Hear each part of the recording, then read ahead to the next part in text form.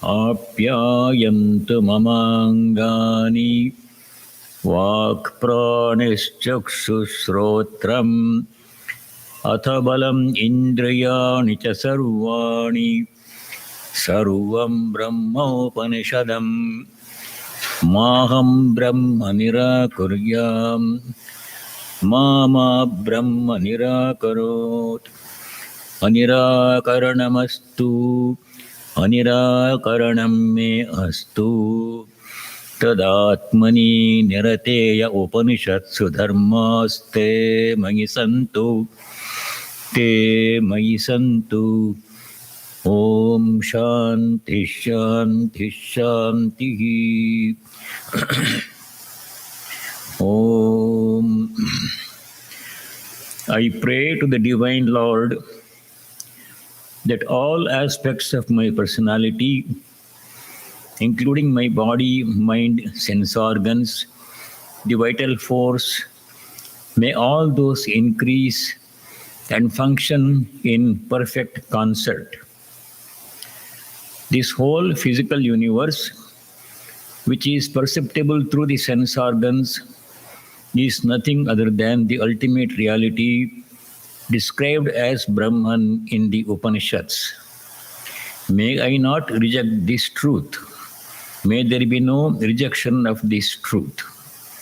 As I am engaged in realizing this truth and experiencing my divine nature, may all the virtues described in the Upanishads, virtues such as truthfulness, straightforwardness, strength and purity, may all those virtues come and reside in me.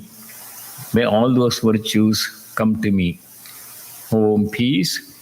May there be peace and joy in our hearts. Adhyatmika Shanti. May there be peace and harmony amongst all beings. Adi Bhautika Shanti. And may there be peace everywhere in nature. Adi Daivika Shanti. The topic for our study this morning is chant the name of the Lord. The ultimate reality, or God, is one without a second. It is known through innumerable names and forms. Each name of God has within itself embedded the infinite power of God. It is said that the name and the named reality are one and the same.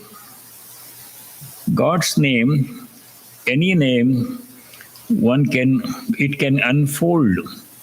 Repetition of God's name, any name, can unfold God's infinite powers and realize Him, hidden within us and realize Him.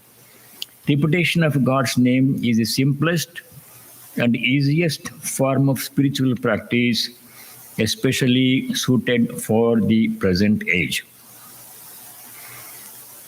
In the earlier ages, different types of spiritual practices were in vogue. In the earliest age, Krita Yuga, the sages used to meditate with undistracted mind on the ultimate reality or Brahman as described in the Upanishads. In the Upanishad, in the Chandogya Upanishad, it is said that this ultimate reality is the source of everything, the cause of everything. The whole universe emanates from that reality, Brahman. The whole universe is sustained by its power, and the whole universe recedes back into that source, Brahman, at the end of the cycle of creation. The Upanishad says that a seeker of this knowledge, the seeker of this experience, must meditate on this reality with a calm, undistracted mind. Sarvam kalavidam brahma tajjala nitishanta upasita. This is a very famous statement in the Chandogya Upanishad. That Brahman is the source of everything. It sustains everything, and it is the ultimate destination of everything. And the sages of the earliest age, Krita Yoga, used to meditate on this Brahman in living in their forest hermitages. As Sri Ramakrishna describes their spiritual practice in the Gospel, they would get up early in the morning, go to the forest, and meditate all day under a tree without any distraction. And in the evening, they would go home to their hermitages, eat a few fruits, whatever was available, and catch some sleep. That was their spiritual practice. In the Treta Yuga, Sri Rama's incarnation took place. In the Treta Yuga, the major type of spiritual practice was performing elaborate Vedic rituals, Vedic yajnas. We read about this in the Ramayana, that when the rishis were performing Vedic rituals in the forest hermitages, the Rakshasas, the demons, used to come and create disturbance and create havoc. And Rama and Lakshmana had to go to punish the Rakshasas and enable the sages to perform their Vedic rituals successfully. So performing Vedic rituals was the main type of spiritual practice in the Treta Yuga. In the Dwapara Yuga, ritualistic worship came into vogue. Ritualistic worship in the temples and in homes. Sometimes their worship was very simple, with offering only 5 items: Gandha, Pushpa, Dhupa, Deepa, Naivedya, sandal paste, flower, incense, lamp, and food. Sometimes they would offer 10 items, Dashopachara Puja. Sometimes 16 items would be offered, Shodashopachara Puja. And on special occasions and in temples, very elaborate ritualistic worship used to be done, sometimes extending over many days, offering 64 items, 64 offerings, including music and dance and procession of the deity around the city in a chariot or on horseback or on elephant. Ashwarohanam samarpayami, Gajarohanam samarpayami, Ratharohanam samarpayami. Like this, they used to chant mantras and offer all these very elaborate 64-item offering. Is ritualistic worship used to be done. But in the Kali Yuga, when life is becoming more and more complex by the day, and there are so many distractions and difficulties, it is difficult for spiritual seekers to do all those kinds of spiritual practices which were in vogue in the earlier ages. So for the present age, Sri Ramakrishna and other sages, Chaitanya Mahaprabhu and other sages have said that merely repetition of God's name is sufficient for us to take us to God, to help us to realize our divine nature. In the Krita Yuga, earliest age, it is said that dharma was fully established in people's lives. Almost everyone was observing a dharmic lifestyle, living a dharmic lifestyle. If you compare dharma to a cow, dharma was standing on all the 4 legs, fully established in society, in people's lives. The Treta Yuga, a little bit depletion was there. The dharma cow was standing on only 3 legs. There you see the Rakshasas coming and disturbing the sages in the Treta Yuga. In the Dwapara Yuga, the cow of dharma was standing on only 2 legs, more depletion of dharma. People were engaged in adharmic practices, telling lies and cheating. In the Kali Yuga, we did not even begin to describe. Dharma is standing on only 1 leg. Very few people follow dharmic lifestyle. There is a preponderance of adharmic practices, telling lies and cheating, greed for power, greed for enjoyment, lust and greed. This is what rules people's lives. So in this age, when we cannot perform the elaborate ritualist worships and deep meditation, What is the way to know God? Many times in the Gospel of Sri Ramakrishna, we see that devotees ask Sri Ramakrishna, Sir, what is the way? And then he would say, repetition of God's name is the simplest way. Before the Kali Yuga came, the repetition of God's name was already taught by the creator Brahma. There is a very small, little known Upanishad called Kali Santarana Upanishad. Kali Santarana Upanishad. That that incident happened at the end of Dwapara Yuga. Narada Maharshi, whose lifestyle consists of going from place to place, constantly chanting God's name, Narada Maharshi approached Brahma, the creator. And Narada Maharshi asks Brahma, Sir, you know my lifestyle. I chant constantly God's name and go from place to place. Now, Dwapara Yuga is ending. Kali Yuga is about to begin. In the Kali Yuga, things are more difficult, more distractions are there, life will become more complex. So please tell me some simple way that almost everybody can practice in the Kali Yuga to reach the goal of life, namely to realize the divine nature, to know God. This was Narada's question. Then Brahma says, there is a very simple way. Brahma says to Narada, there is a secret hidden in the scriptures. And that secret is simply repetition of God's name. This is what Brahma says to Narada.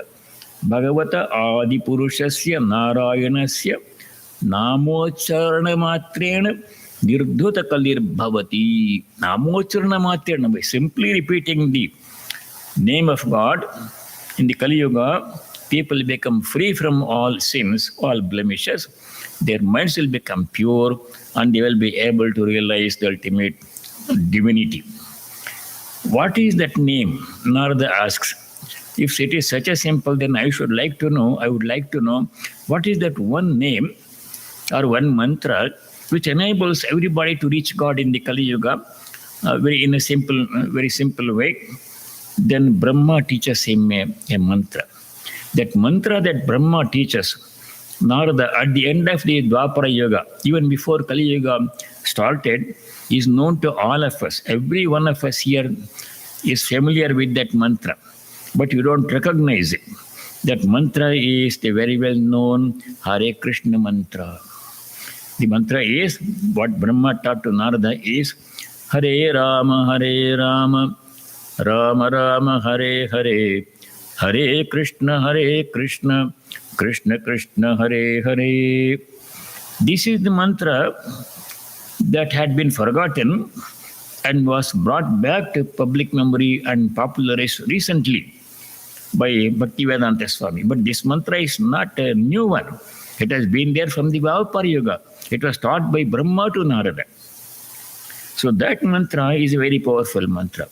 This mantra, if we chant once, we'll be chanting Hari's name 8 times. Hari's name comes 8 times in this mantra. Rama's name comes 4 times in this mantra. Krishna's name comes 4 times in this mantra. By once chanting this mantra, we'll be chanting God's name 16 times. And it's a very powerful mantra. Brahma says that by chanting this mantra incessantly, the ignorance of the jiva, ignorance of the individual soul will be removed and self-knowledge dawns. Just as the sun shines in the sky when the cloud moves away.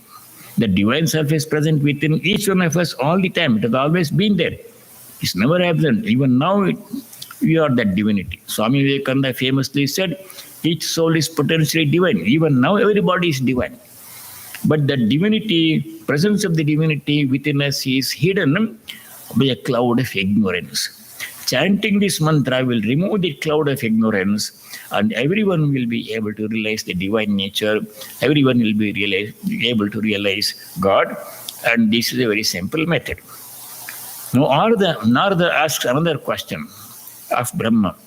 Sir, this mantra is very simple, but are there any rules or procedures to chant this mantra?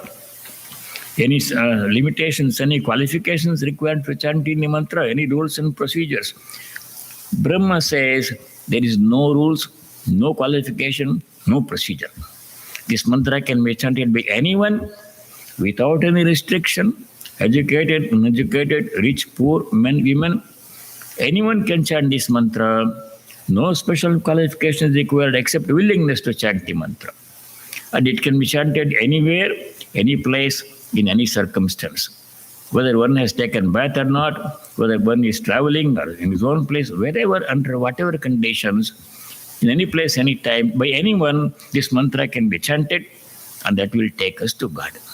So that is the simplest spiritual practice that was prescribed by Brahma through Narada to everybody in the Kali Yuga. There is another small Upanishad called Brihanaradiya Upanishad. Brihat Naradiya Upanishad.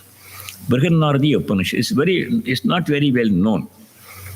In that Brihanaradiya Upanishad, this mantra comes. The mantra is very simple. The mantra is instruction is very simple. Harer Nama Harer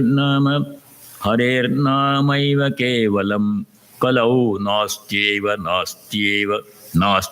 Gatiranyatha. Kalau means in this Kali Yuga, Anyatha Gatir Nasti. There is no other way, there is no other way. Only one way is there. What is that way? Harer Nama Harer Namaiva Kevalam. Chanting Hari's name or God's name, any name of God that we like, is the only way and most effective way. That will take us to God. So for Kali Yuga, when life is becoming complicated, Sri Ramakrishna says in the Kali Yuga, man's life depends upon food. Food here means all the sense objects. Sense objects that we see with our eyes, that we hear with our ears, that we touch with our hands, all these are sense objects, all these are food to the mind. So in Kali Yuga, people are very much attached to sense objects. In this age of distraction, chanting God's name is the simplest and most effective method that anybody can follow. No qualification is required, no restriction of time and place or any condition. Under any condition, chanting God's name is enough to reach God in the Kali Yuga. There is a reason behind this one. It is very well known from a time immemorial that whatever we think most often, that will become our nature. What I think what I have thought that I have become, what I think that I will become. We are nothing but the result of our thoughts. This is a very well-known principle from the ancient times. For example, in the Ashtavakra Samhita, this shloka comes. You know that Ashtavakra Samhita was the text, Advaita text, that Sri Ramakrishna wanted Swami Vivekananda Narayan to read in private behind closed door. He did not recommend it to other disciples and other people. So that very special treatise on Advaita Vedanta, which consists of conversation between the Brahmagyani Ashtavakra and the Brahmagyani King Janaka. Both are Brahmagyanis. It was the conversation between them.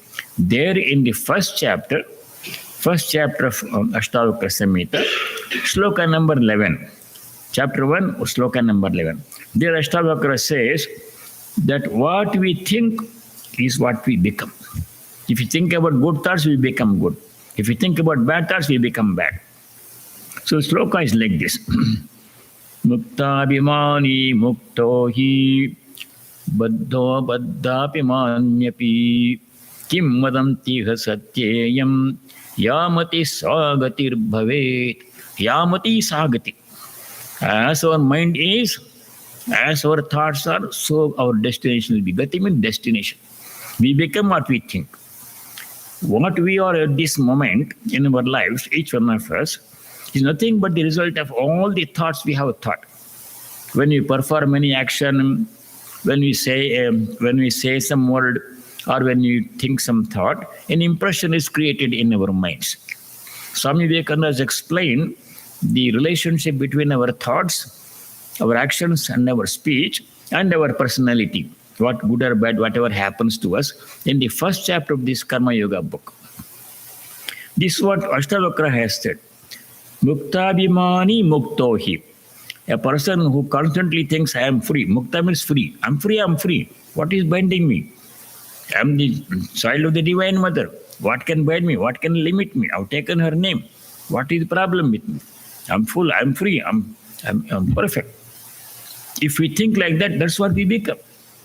Constantly, if we think negative thoughts, oh, I'm such a limited person, I'm such an ignorant person, I'm such a weak person, I cannot do this, I cannot do anything. If we keep on thinking negative thoughts, that's what we become. Sri Ramakrishna explains this in the Gospel. Whatever we think, that we become. Therefore, if we think about God all the time, the simplest way to do that is to repeat God's name. Then what happens? We acquire the divine qualities. We become one with the object which we think about. We merge with the thought, with the object of our thought, and I merges into the He, and only He remains. Just like a river merges into the ocean, and then only the ocean remains. In the same way, the individual merges with the divine, and only the divine remains. And the simplest way to accomplish this is to simply chant God's name as much as possible. I was going to say that what we are at this moment is nothing but the result of all the thoughts we have accumulated, impressions we have accumulated. If I am well or ill, sick or healthy, well, kind of personality, that I call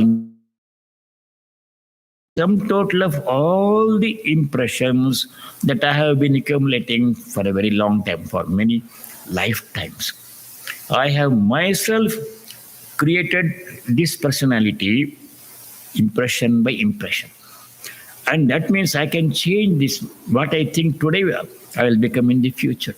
By changing my thoughts, instead of thinking all useless thoughts and worthless thoughts, if I think about God, if I repeat God's name constantly, that's what I will become. I will become one with the divine. That is the simplest way of realizing the truth, realizing our divine nature, of experiencing God in the Kali Yuga, chanting God's name. Now, how to chant God's name? Are there any instructions? There are some instructions. Chaitanya Mahaprabhu, who lived about 500 years ago, Sri Krishna Chaitanya, he composed a very nice, very beautiful short hymn called Shikshashtakam. Shiksha means instruction, education or instruction. Ashtakam means a hymn containing 8 stanzas.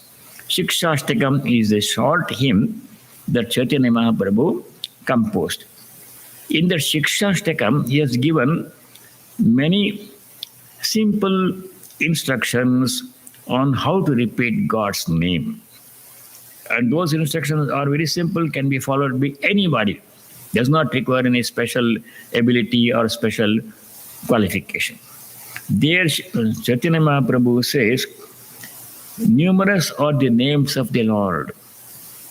And in each name, God's infinite power is embedded. Unfortunately, we the ordinary people, distracted by many different distractions, we don't have the time or inclination to chant God's name. There he says in the Chikshashtakam, Cheto Darpanamarjanam. Darpana means mirror. Chetas means mind.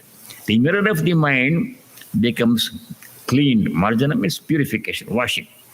By chanting God's name, the power of the God's name, power of God embedded in His name, purifies our mind, washes the dirt in the mirror of our mind.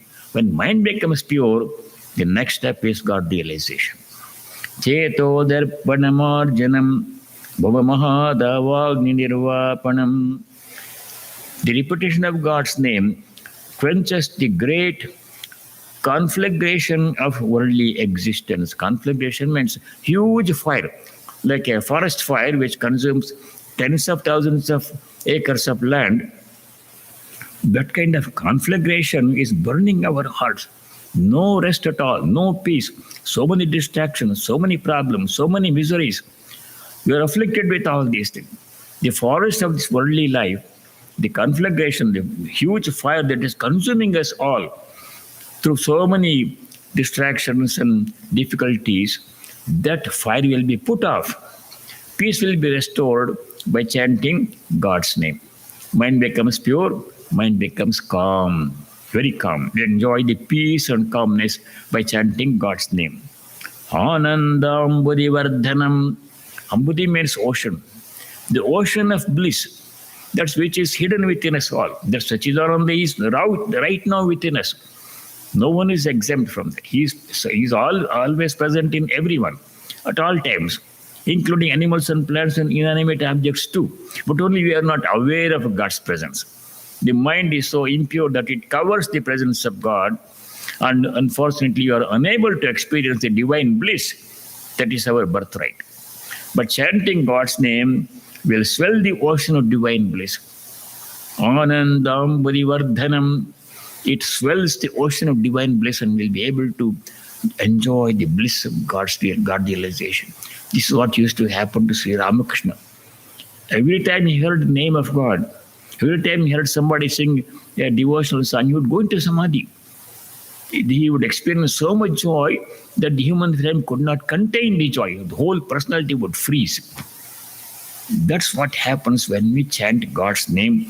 The ocean of bliss that is hidden within us all will swell us, and we will all be able to enjoy the divine bliss hidden within us all.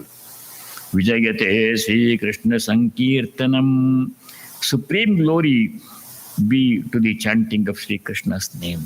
Chanting Krishna's name or the name of any deity, our chosen ideal, is enough to purify the mind, remove all the worldly sufferings, and restore peace, and enables us to enjoy divine bliss, which is always hidden within us. Then, addressing the Divine Lord, Chaitanya Mahaprabhu says, O Lord, various are thy names revealed by you, into which you have infused your infinite powers. Nam Namakari Bahuda Nija Sarva Shakti Tatrarpita. You have created so many names. Thousands and thousands of names are there. The other day we talked about Sahasranama, Ashtottara Shatanama, etc. 1,000 names of every deity. Vishnu Sahasranama, Lilita Sahasranama, Shiva Sahasranama, Krishna Sahasranama, Rama Sahasranama, all these names, Sahasranamas, thousands of names are there. In each one of these names, the infinite power of God is hidden. Yamita Smaranena Kalaha. There is no specific time or space requirement for chanting your name. Any time, any place, under any condition, wherever we are, in whatever condition we are, even if I am sick and lying down on the bed, I can still repeat God's name. That is equally powerful. Thousands and thousands of names of God exist, and each one of them has the power to help us cross the ocean of worldly existence. In Shikshashtakam, all these things are given.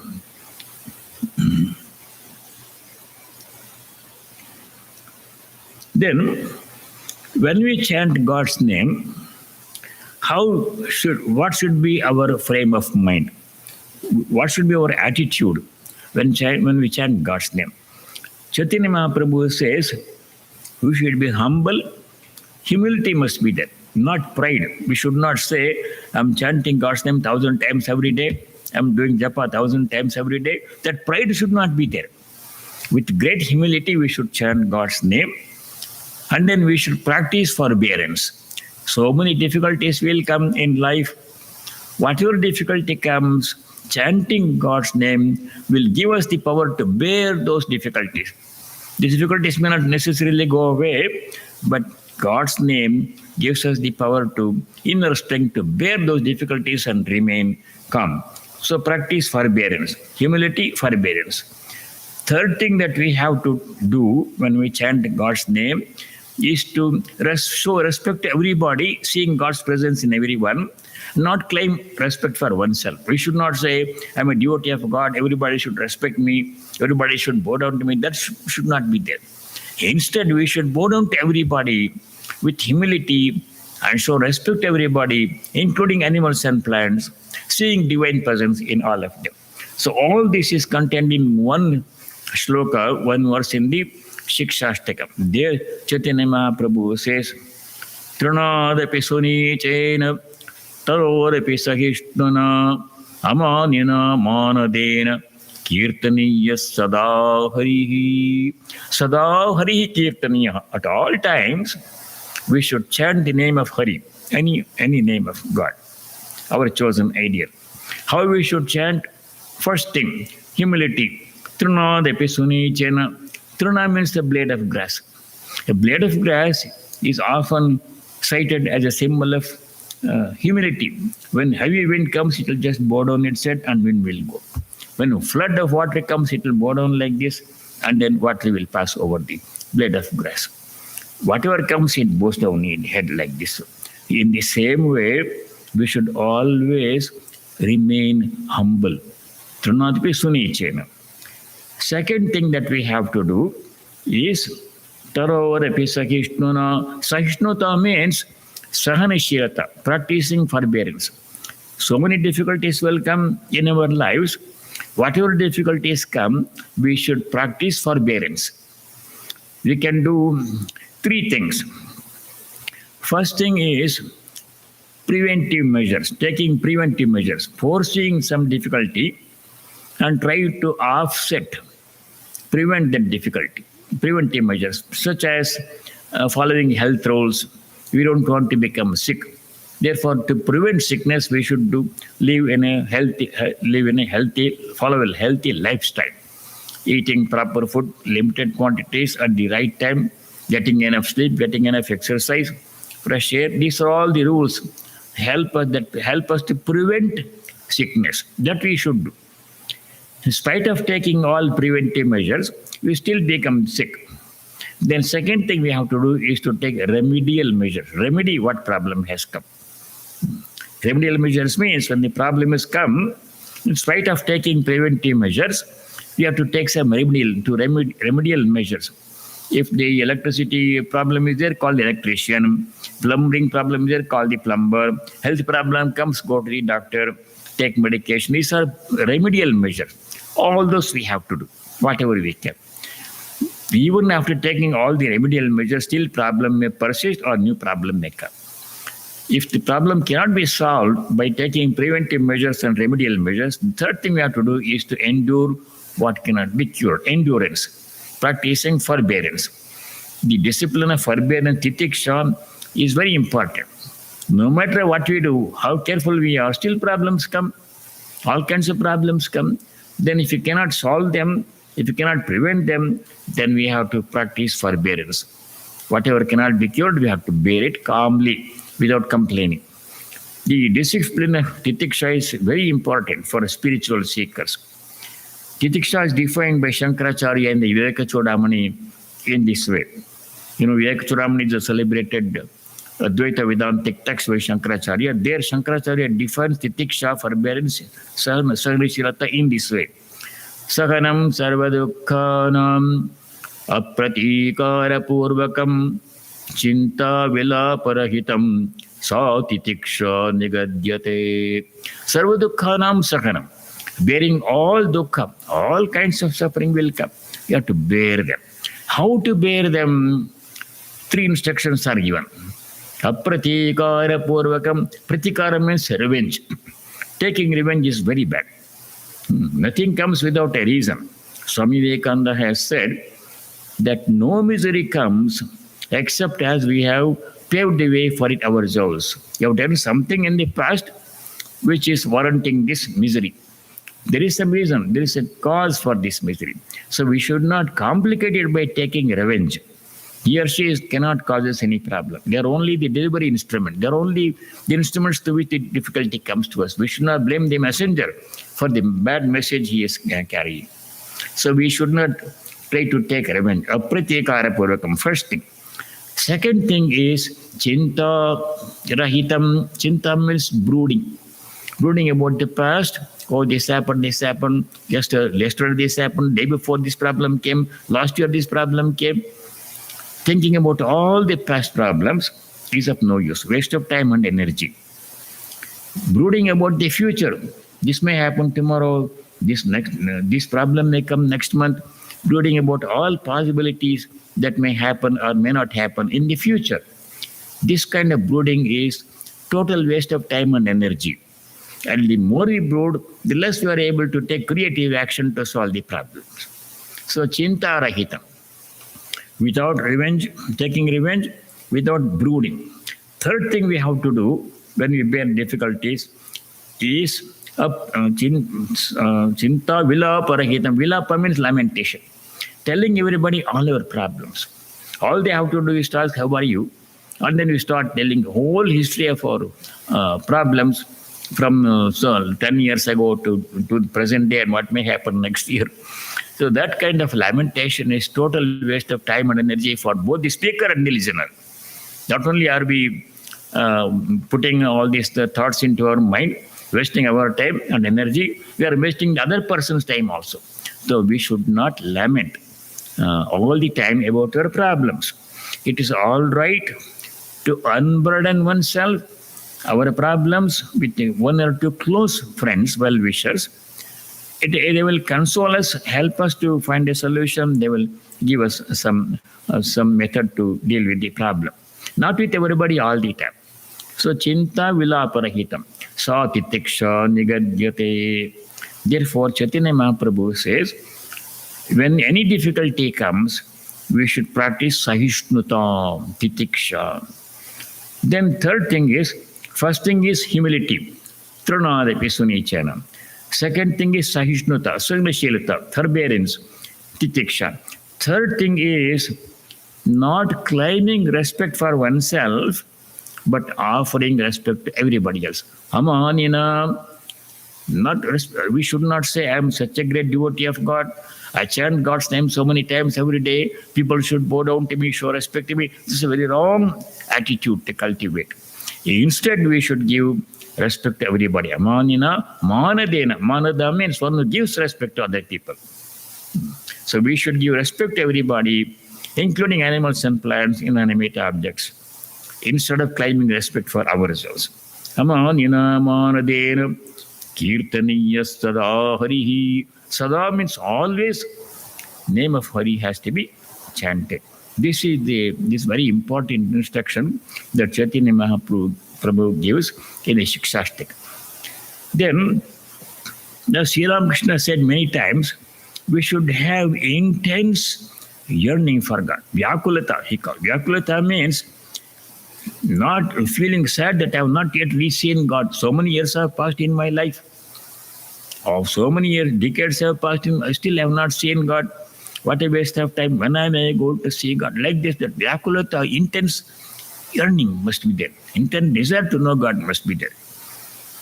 That Vyakulata is explained nicely by Chaitanya Mahaprabhu in this verse, in the Shikshashtaka. He says, Yuga yitam nimeshena chakshusha pravrashayitam shunya yitam jagat sarvam Govinda virahena me. Viraha means separation. Viraha means pangs of separation.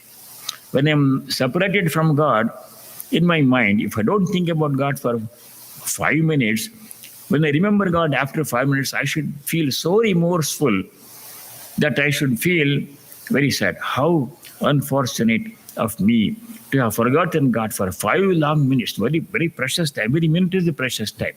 Every second is a precious segment of time in our life. How many minutes are there? How many hours are there? Days are there? We don't know. We will not be living forever. Every minute, every second has to be considered very precious.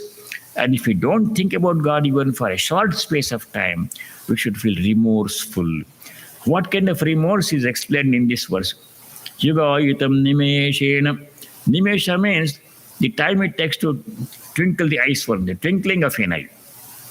Even if we forget God for the twinkling of an eye, Yoga Ayatam, it looks like a long time has passed and I have not remembered God. This happens in our daily life also.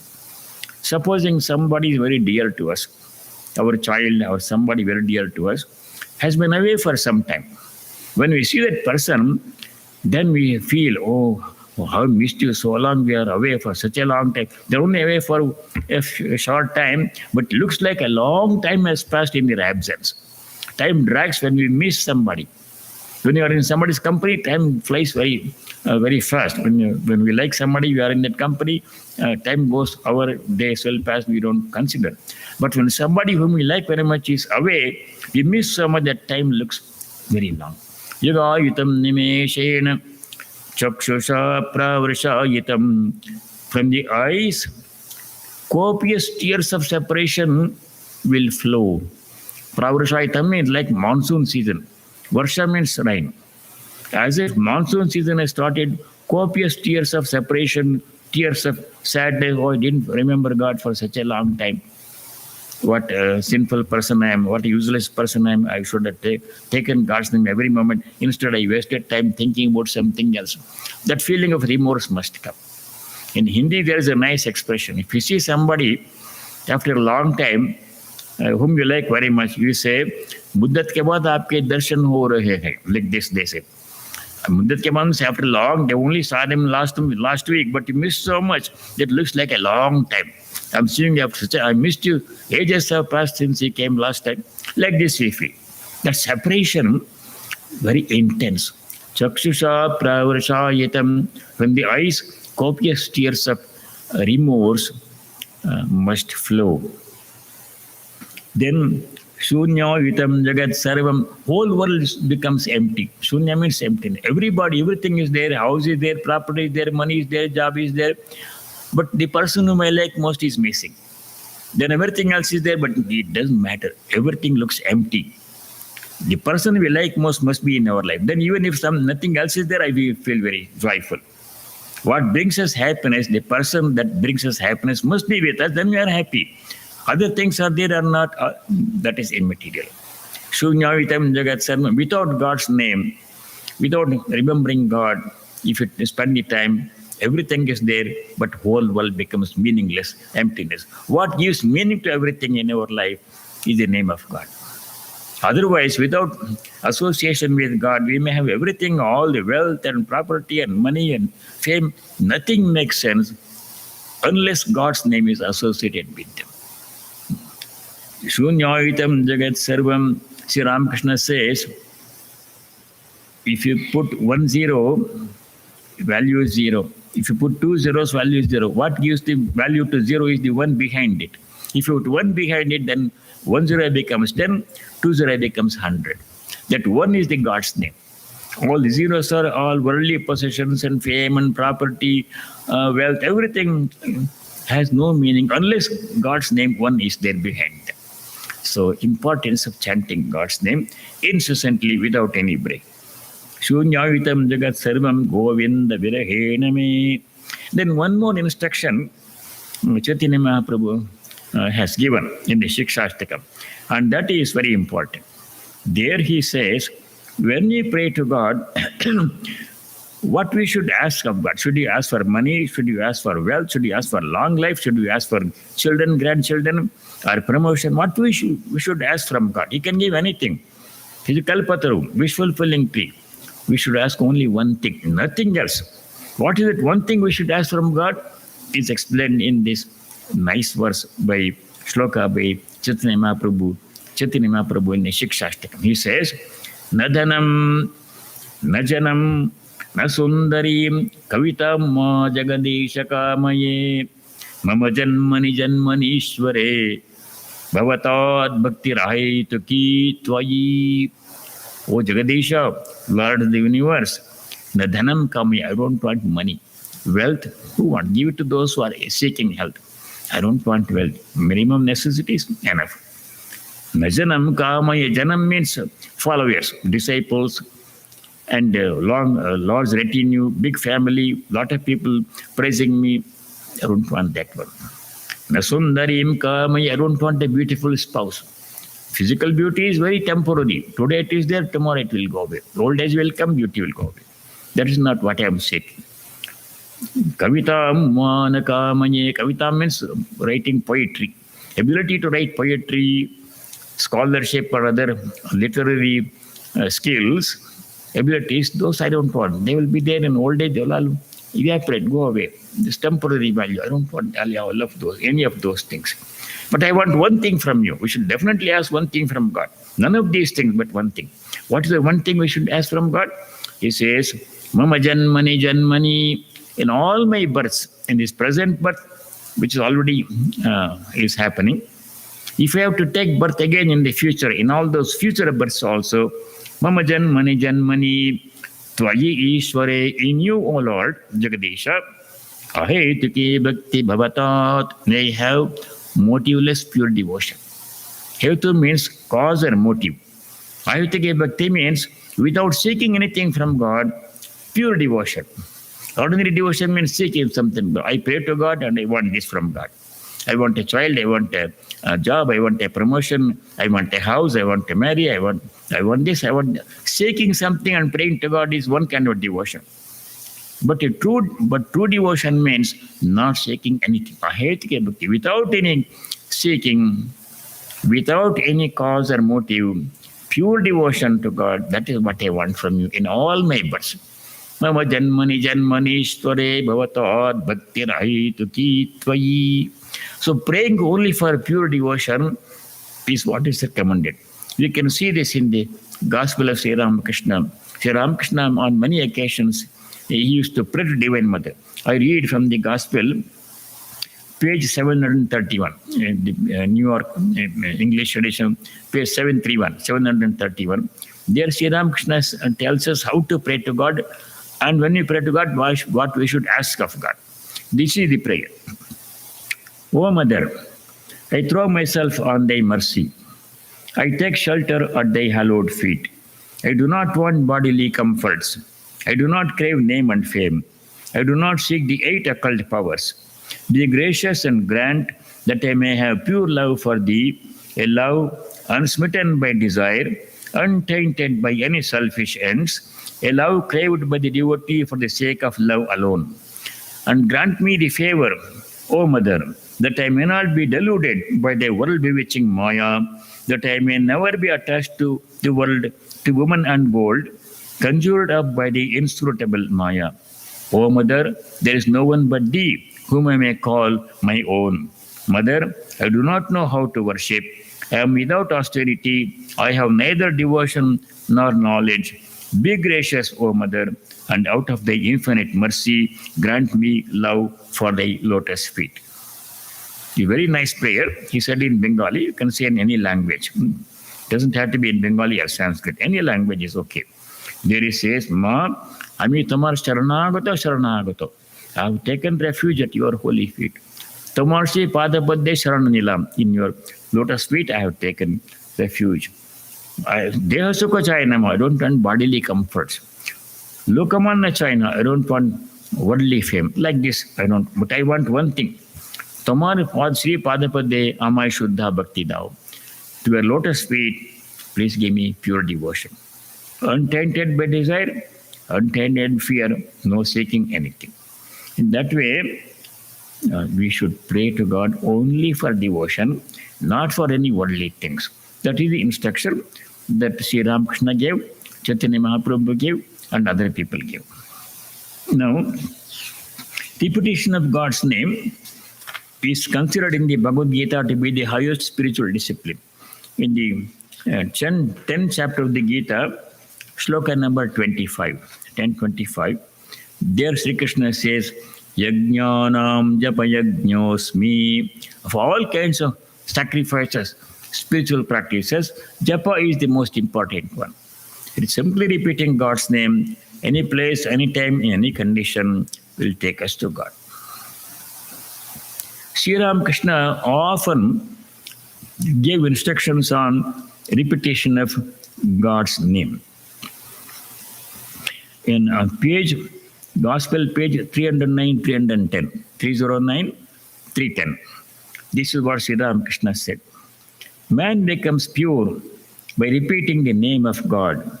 Therefore, one should practice the chanting of God's name. The way to remember God in the hour of death is to practice now the repetition of His name and the chanting of His glories. If one keeps up this practice, then in the hour of death, one will repeat the name of God. It is good to prepare for death. One should constantly think of God and chant His name in solitude during the last years of one's life. This idea of repeating God's name at the last moment of our life is very important, because in the Bhagavan Sri Krishna has explained why we should do this one. In 3 shlokas in the Bhagavad Gita, chapter 8, why we should repeat God's name at the time of death, what will happen if we do, what will happen if we do not repeat God's name, are all explained in chapter 8, especially 3 shlokas. These shlokas are chapter 8, shlokas 5, 6 and 13. 5, 6, 7 and 13. 4 shlokas, 5, 6, 7 and 13, chapter 8. There he says, whatever thought is uppermost in our minds at the time of death, that will indicate our future. If a person dies repeating God's name, thinking about God, then he will reach God. If a person dies thinking about property, money, my grandchildren have to be, my grandson has to be married, I want to see the marriage of my grandson, or just the money has not been collected, the deposit has not been made. If you think about all these worldly things, property, money, children, grandchildren, promotion, job, etc., then that's what we'll get in the next life. Again, same story. If you think about God at the last moment of our life, God will be your destination. Whatever I think at the last moment, that is my destination. That's where I go. Therefore, all the teachers, Sri Ramakrishna, Chaitanya Mahaprabhu, Sri Krishna Bhagavan, they all are saying that practice repetition of God's name all your life, beginning from now, so that at the last moment of our life, we'll be able to chant God's name. Whatever I've been thinking most often, that will be thinking at the time of death. To be able to think of God at the time of death, I should practice thinking, repeating God's name from this moment onwards. So Sri Krishna says in the Gita, Tasmat sarvesha kalesha mam anusmara. Sarvesha kaleshu, at all times, mam anusmara. Remember me, chant my name. Now, the next question is, what other benefit besides God realization will come to us by chanting God's name? In the Gospel, this conversation comes on page 951, Gospel 951. There was a devotee, his name was Dr. Srinath. Dr. Srinath asked Sri Ramakrishna, but sir, how can one escape prarabdha, the effect of action performed in previous births? Sri Ramakrishna replied, no doubt a man experiences a little of the effect of past karma, but much of it is cancelled by the power of God's name. If you repeat God's name constantly, the intensity of suffering due to bad past karma will be greatly reduced. This is what Holy Mother also said.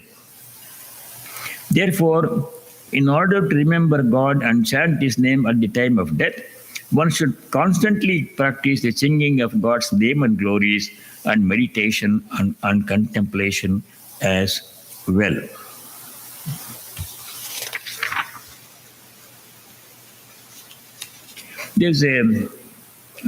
I'll read some instructions from Holy Mother.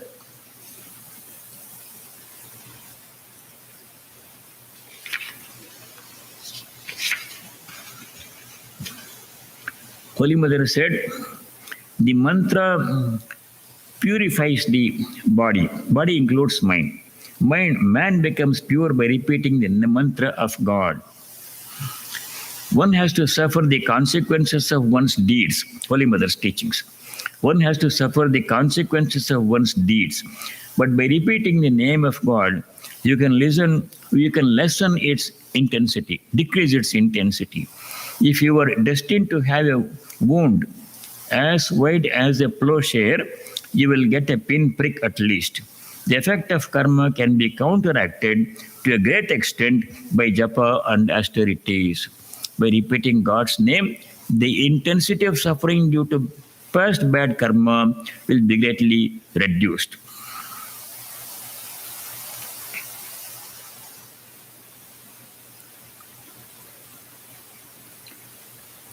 Then Holy Mother's another Swami Brahmananda's instruction. Raja Maharaja, he gave this instruction.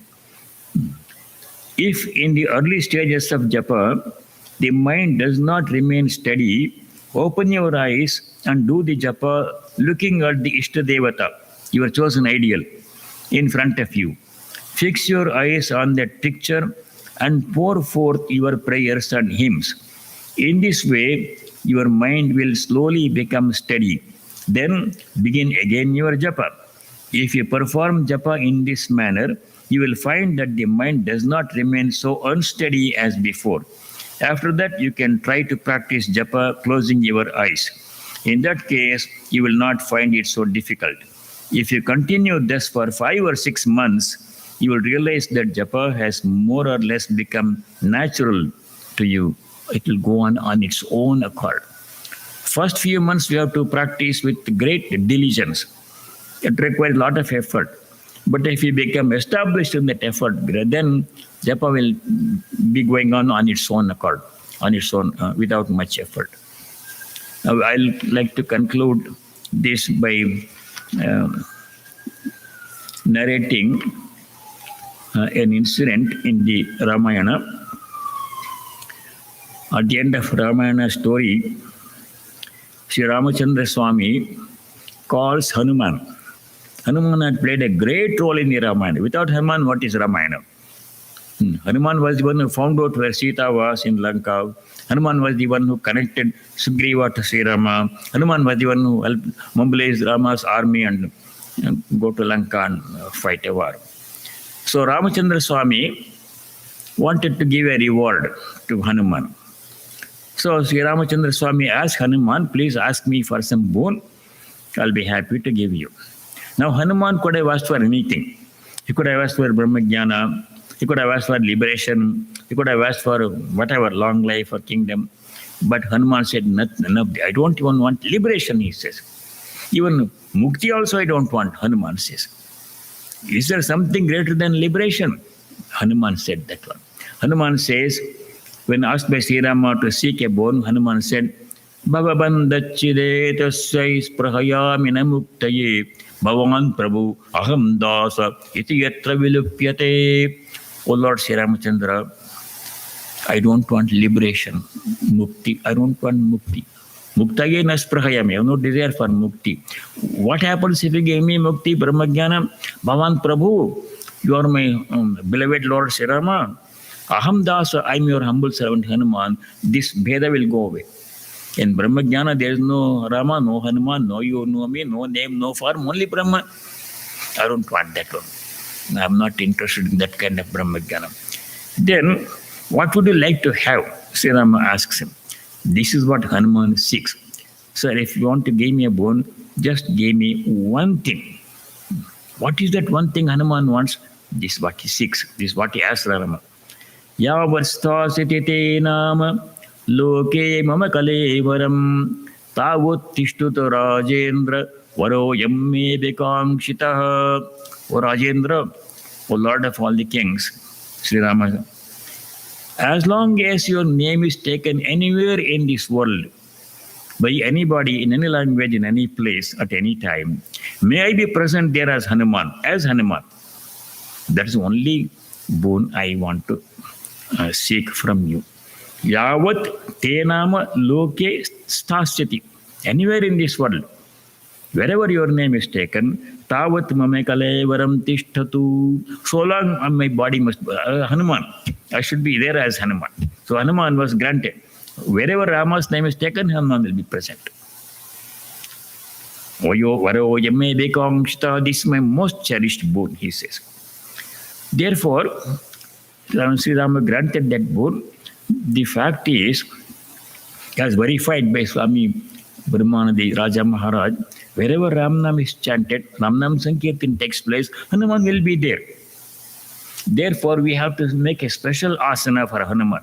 We set up Rama's photo, picture, everything, and then we put a asana there, and we keep a karatal there, and a flower maybe. Hanuman will come and occupy his seat there. This is known to be a fact. When Ramnam Sankirtan was arranged in India once, Raja Maharaja was sitting there, and the devotees began to chant Ramnam Sankirtan. And just before Sankirtan began, an old man, unkempt old man comes and sits down in a corner unnoticed by anybody. Nobody paid attention to him. He sits down in the corner, listening to chanting of Ramnam Sankirtan. As soon as Sankirtan chanting was over, quietly he slips away. No one paid attention to him. Raja Maharaja noticed that person. Raja Maharaja said, "It's Hanuman who came." He comes and listens to the chanting of our Ramnam Sankirtan. That is why when we chant Ramnam, we chant this hymn also, this sloka also. Yatra yatra raghunatha kirtanam tatra tatra kritamastakānjalim Vāshpavari paripurnalochanam Mauratim namata rakshasantakam. Wherever Rama's name is chanted, wherever Rama's glories are chanted, there Hanuman will be present. How will be present? There Vāshpavari paripurnalochanam. His eyes are full of copious tears of joy and devotion. Then kritamastaka anjalim. Anjali means this namaskara mudra.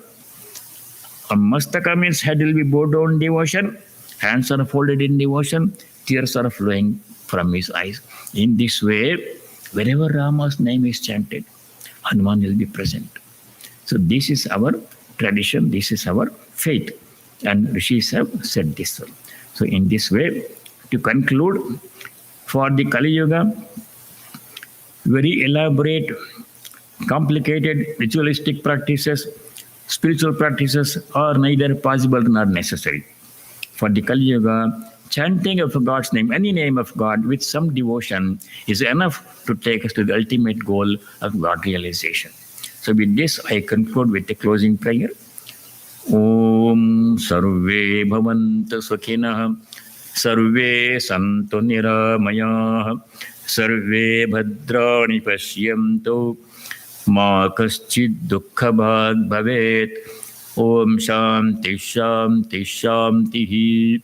Om, may all be happy, may all be free from afflictions, may all realize what is noble and auspicious, may no one be subject to misery. Om, peace, may there be peace in our hearts, Adhyatmika Shanti, may there be peace and harmony amongst all beings, Adi Bhautika Shanti, may there be peace everywhere in nature, Adi Daivika Shanti. Hari Om Tat Sat, Sarvam Sri Ramakrishna Arpanamastu.